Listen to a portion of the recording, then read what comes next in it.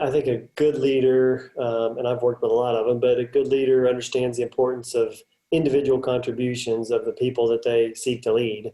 I've had situations where you didn't have that, and it just doesn't. If you don't realize how important people are, it just doesn't work. Positions, of being a janitor at a hospital may seem like it's unimportant, but as soon as it's not done well, it's incredibly important. It's your face. It makes you look bad. It makes you look sloppy.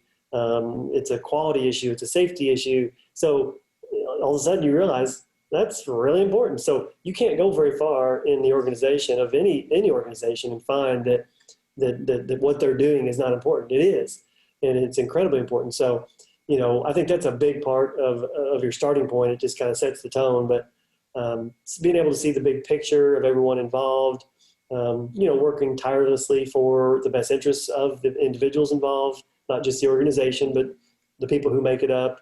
It's not always easy to make decisions that are best for the organization and best for, your team, because, maybe you need to save money, and that means you're cutting a position. Well, maybe you choose not to cut that position because you value the person, and there may be ebbs and flows, and maybe times are down. But for me, where you value your team members, you probably decide, hey, what can we do to make sure that we've got in the slow times this person is plateful, because we value having the person. We want them part of our team, and hopefully we mean something to them. They certainly mean something to us. That's the good stuff, for me. But and I think you got to communicate with people. If you don't communicate with people well and connect, I don't think you can be an effective leader. So being able to connect is a big part of that, and being prepared to be sacrificial, I think, is a key component of being a good leader.